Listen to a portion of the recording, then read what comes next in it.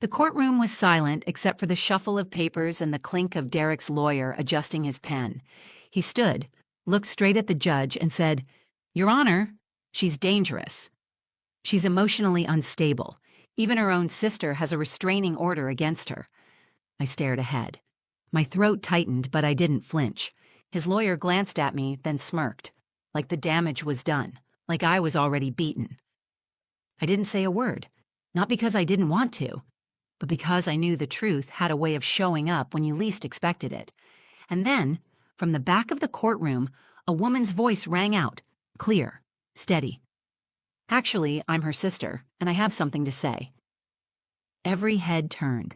Even the judge looked stunned. She stepped forward past the benches, past the attorneys, toward the front of the courtroom like she belonged there. It was Naomi, and in that moment, everything changed. "My name is Alina Kerr. I used to think I had a good sense for people. I work as a school counselor. I've spent years helping teenagers open up about things they thought they'd never say out loud. But somehow, I didn't see it in my own home. I didn't see who Derek really was until everything had already started to fall apart. We met at a university alumni event. He was magnetic, confident, and warm in that way that draws people in. Everyone liked him. I liked him. He made me laugh, asked thoughtful questions, and told me he admired how much I cared about my work. We talked for hours that first night. A year later, we were married. In the beginning, it felt like I had finally found someone who truly understood me. We bought a modest home in the suburbs. We had our son, Micah, 3 years into the marriage. Derek was charming and attentive. He brought me coffee every morning and made sure I had time for my hobbies. But slowly, things changed. He started making small criticisms. He'd correct how I spoke to Micah. He'd raise an eyebrow when I talked about my day, as if my problems were silly or exaggerated. He didn't yell, not then. He didn't slam doors or break things. Instead, he made me feel like I was overreacting, like I was sensitive and forgetful and not as smart as I thought. It was quiet manipulation, the kind that seeps in and makes you question whether you're the one doing something wrong. He began isolating me from the people who grounded me. He said my sister Naomi was a bad influence, that she liked to stir up drama and create problems between us. He told me she'd said terrible things behind my back. I believed him. He'd show me messages, out-of-context screenshots that made Naomi look cruel or jealous. I started pulling away from her. She tried to reach out, and I shut her down. I regret that more than anything. Micah was 5 when Derek really started to change. He wasn't just controlling anymore. He was cold. If I disagreed with him, he'd punish me with silence for days. If I cried, he'd call me dramatic. If I tried to set boundaries, he'd make threats. Not loud, obvious ones, but quiet suggestions of what he could take away. "You know, a court would never believe you," he'd say. "I'm stable. I have a good job. You cry over the dishwasher." By the time I realized what was happening, I felt completely alone. I didn't even recognize myself. I wasn't the strong woman I used to be. I was exhausted, unsure, and constantly apologizing for things I couldn't name. I left him after one night when Micah came into our room and asked, "Mommy, why is Daddy so mad at you all the time?" That was my breaking point. I packed a bag while Derek was at work and took Micah to my parents' house. It was the first time I had done something without Derek's approval in years. I expected him to beg for us back, to try and explain things. Instead, he went straight to legal threats. He filed for divorce and petitioned for full custody. In his statements, he painted me as unstable, unreliable, and emotionally erratic. He claimed I was dangerous around Micah. He said I had outbursts and that I had alienated myself from my own family, including my sister, who, according to his lawyer, had filed a restraining order against me.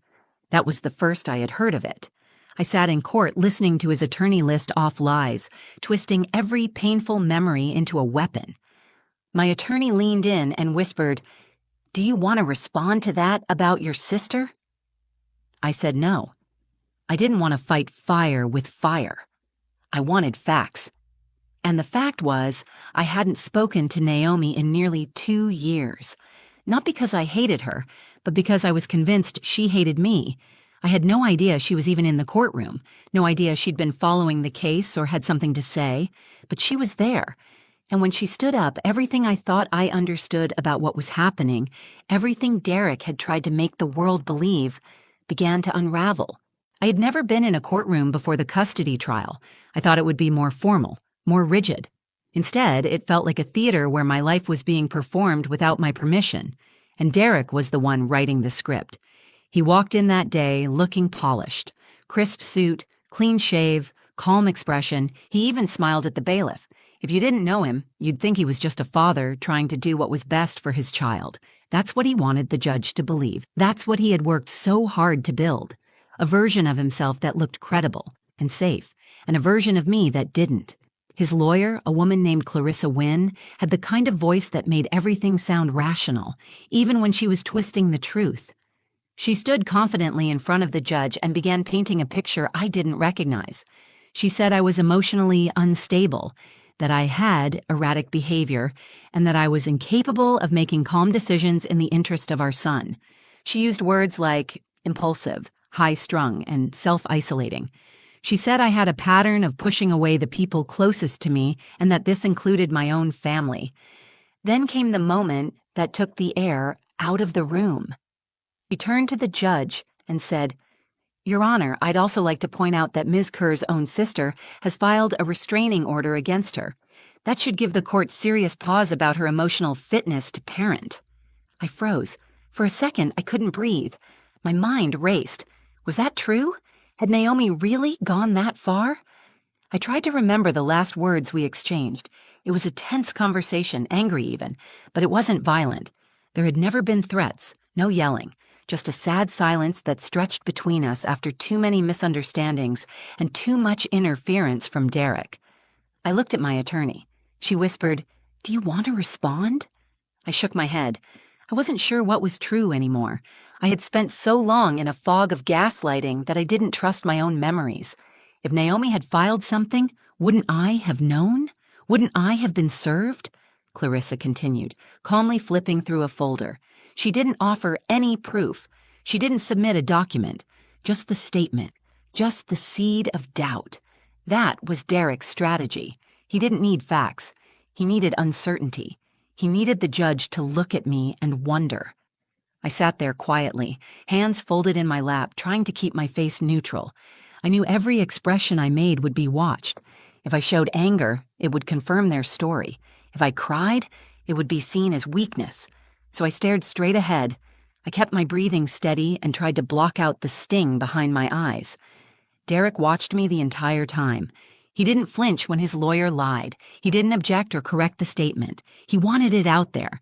He wanted the courtroom to believe I had burned every bridge, even the ones he set fire to himself. Naomi had been the last connection I had to the version of me that existed before him.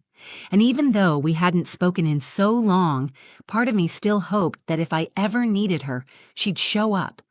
But as the minutes passed and she didn't appear, I began to accept that maybe he had won. Maybe he had turned her too far against me. The judge asked Clarissa if she had any documentation of the restraining order. She responded carefully. "We are working on obtaining the file, but based on credible information from Mr. Kane, we're confident in the assertion." My attorney objected, stating that no such document had been received, and until it was produced, it shouldn't be considered. The judge nodded but made a note. And just like that, a lie had been spoken into the record. I kept thinking about Micah, about what he would think if he were old enough to understand what was happening. I wondered what he'd remember. Would he remember how hard I tried to keep things gentle and safe? Or would he grow up believing I was the version of me his father had created? I sat in that courtroom, surrounded by strangers deciding my future, and I felt more alone than I ever had in my life. Until I heard the voice. "Actually, I'm her sister, and I have something to say." The moment Naomi's voice rang out across the courtroom, it was like time cracked open. I hadn't heard her speak in 2 years, and yet I recognized her tone immediately, confident but trembling beneath it. The courtroom shifted, heads turned. The judge raised her eyebrows and leaned slightly forward. "Excuse me," the judge said. "Who are you?" Naomi stepped out from the back row. She wasn't dressed like someone who came to sit quietly. She wore a tailored navy blazer, her hair pulled back. She looked strong. "I'm Naomi Kerr. I'm Alina's sister." Clarissa Wynne looked up, startled. She whispered something to Derek, who instantly tensed. "I'm not on the witness list," Naomi said, "but I believe I need to correct the record." The judge looked to the bailiff. "Escort her forward." Naomi walked past the rows of seats and up to the front with a composure that made it feel like she belonged there. My heart pounded. I didn't know why she was there. I didn't know if she had come to help me or help him. I hadn't spoken to her since the week Derek accused me of being emotionally abusive and forwarded her private texts to me. She never replied when I tried to reach out afterward. I thought she was gone for good. Naomi turned to the judge. "There is no restraining order. I have never filed one against my sister. That is a lie." Clarissa stood quickly. "Your Honor, we were under the impression—" The judge held up her hand. "Let her speak." Naomi looked at me, her eyes full of something I hadn't seen in years, grief, maybe, or regret. 2 years ago, I stopped speaking to my sister. I believed things about her that I shouldn't have. I believed things because someone I trusted showed me messages, screenshots, and half-truths that painted her as manipulative. I see now that I was being used. The courtroom had fallen silent. Derek sat frozen, his expression unreadable. He didn't interrupt, but I could see his jaw tighten. Naomi went on. "Derek told me she was unstable, that she was harming Micah emotionally. He said she was isolating herself on purpose and that she was paranoid. He said all she did was tear people down." She paused. "I believed him because he was calm and convincing, because he always had a version of the story that made sense, and I didn't realize I was just one more person he needed to isolate her from." The judge leaned back in her chair, listening intently. "I didn't file a restraining order," Naomi said again firmly. "I would never do that. I cut contact because I was manipulated into thinking it was best for her. I was wrong." I felt my hands trembling. I hadn't realized how tightly I had been gripping the arms of the chair. I could hardly breathe.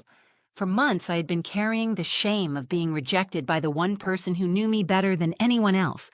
And now, she was standing here, telling the truth, publicly, clearly. Naomi turned to face me fully. "I'm sorry," she said. "I should have called. I should have asked you directly. I'm here now, and I want to help fix what I broke." The judge looked at Clarissa. "Counsel, would you like to explain why you submitted a claim without documentation?" Clarissa, ever composed, replied, "We relied on testimony from Mr. Kane, and we're in the process of verifying—" "That will not be sufficient going forward," the judge interrupted. "False claims are taken seriously in my courtroom." Derek's face lost its usual composure. He glanced toward Naomi with a flash of something I hadn't seen before. Panic. I realized in that moment how much of his power relied on silence, on isolation, and Naomi had just shattered it in front of everyone. The judge addressed Naomi again. "Do you have anything else to add?" She nodded. "Just one thing. I want to go on record. I trust my sister. I believe she is a good mother, and I regret ever making her feel otherwise." For the first time in that entire trial, I felt seen, not just defended, but truly understood. The truth had stepped into the room in the form of the person who once walked away from me, and she had chosen to come back. The moment Naomi stood up, everything began to shift, not just in the courtroom, but inside me. I had been quiet. I had chosen not to defend myself that day because I didn't want to play the game Derek was playing. I had chosen stillness instead of desperation, and Naomi filled the silence with truth. That was the moment I stopped feeling powerless. The judge sat quietly for a moment after Naomi finished speaking. She looked down at her notes, then up at Derek. Her voice was calm, but firmer than before. "Mr. Kane, did you personally tell your legal team that your ex-wife's sister had filed a restraining order?" Derek's composure cracked. He shifted in his seat, cleared his throat, and tried to answer smoothly. "That was my understanding at the time." "Was it a misunderstanding?" the judge asked, "or a deliberate misrepresentation?" He didn't respond. "I'm going to ask one more time," the judge said, her tone sharp. "Did you knowingly tell your legal team something false in an attempt to damage Ms. Kerr's credibility in a custody hearing?" He glanced at Clarissa. She gave him nothing. Derek exhaled through his nose, clearly trying to recalibrate. I was under the impression that Naomi had taken legal action in the past. I didn't mean to mislead the court. Naomi stepped forward again. Your Honor, I'd like to clarify something. Derek sent me emails during the early stages of the custody case. He hinted that if I didn't back up his claims, he would bring up private things about me and my partner. He wanted to control the narrative. When I didn't comply, he stopped contacting me. The courtroom seemed to shrink in that moment. The air grew thick with tension. For the first time, the spotlight was no longer on me. It was on him. My attorney rose. We would like to request that all prior claims made by Mr. Kane and his legal counsel be reevaluated for accuracy and intent. The judge nodded. I will be issuing a formal inquiry into the statements submitted under Mr. Kane's name. Furthermore, we will proceed with testimony under the assumption that Ms. Kerr's credibility has been unfairly attacked without valid evidence. Derek didn't speak again for the rest of the hearing. He didn't need to. The damage had already been done, by him, to himself. When the judge called for a recess, I sat in my chair for a few seconds longer than necessary. I needed that pause. I needed to feel what was happening. Naomi came to my side and knelt beside me. I wanted to come sooner, she said. I didn't know how to fix it. I let him turn me into a weapon, and I hate that I let that happen. I nodded, tears forming but not falling. Thank you for being here. I won't disappear again, she said. You're not alone anymore. Later, when the court resumed, the judge addressed both sides with final remarks before issuing a temporary custody ruling. This court finds no basis to remove shared parental rights from Ms. Kerr. At this time, custody will remain joint, with a third-party evaluator to monitor all exchanges between Mr. Kane and his son for the next 90 days. Final custody will be determined after full psychological and character evaluations are completed. I couldn't believe it. After months of fear, false accusations, and the slow unraveling of my confidence, I had been heard. The judge had seen through him. As I gathered my things, Micah's drawing slipped out of my folder, a little sketch he'd made of the three of us, me, him, and a small dog he hoped to get someday.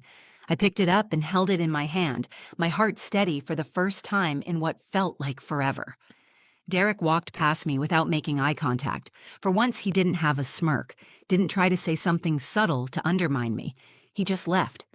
Naomi waited at the exit. When we stepped outside into the sunlight, she walked beside me, silent but present. That meant everything. In the courtroom, it had been my name on the documents, my reputation on the line. But it wasn't just my story. It was every woman who has ever been told she's too emotional. Every mother who's been accused of being unstable because she stood up to control. Every sister who didn't know she was being played until it was almost too late. Naomi's voice changed everything that day.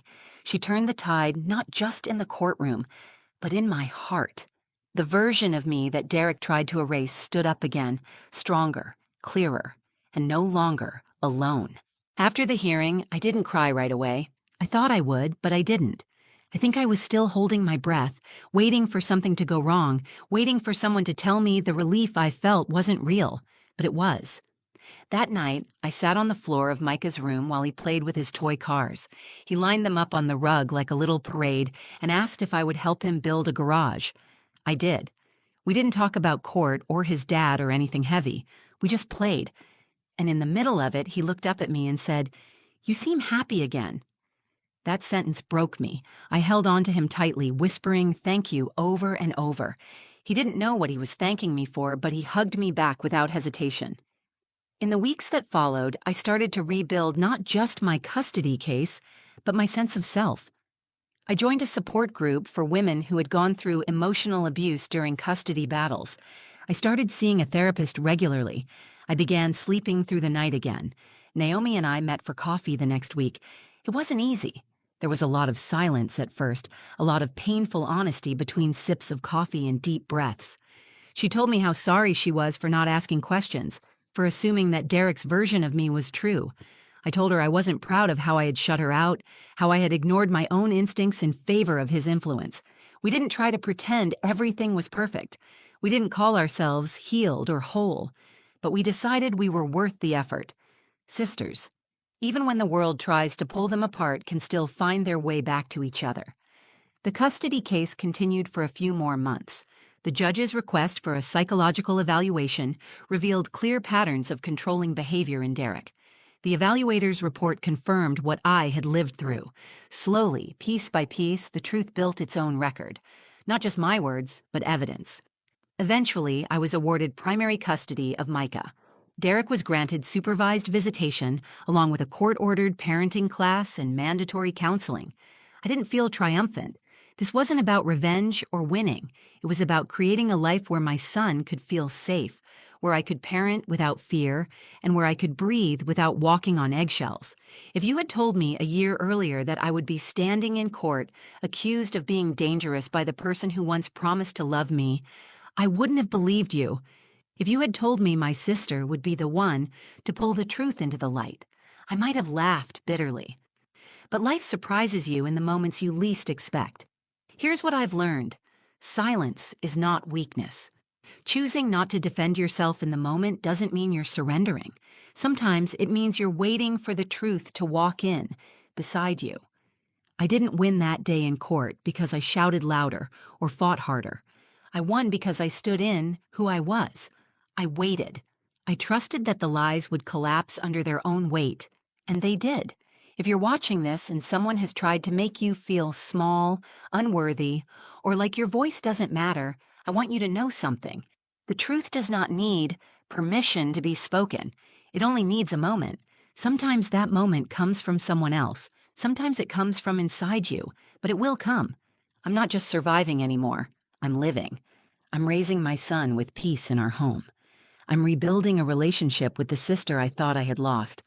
And I'm remembering who I was before someone tried to convince me I was someone else. That courtroom tried to decide who I was. But in the end, I decided for myself. Thank you for watching my story.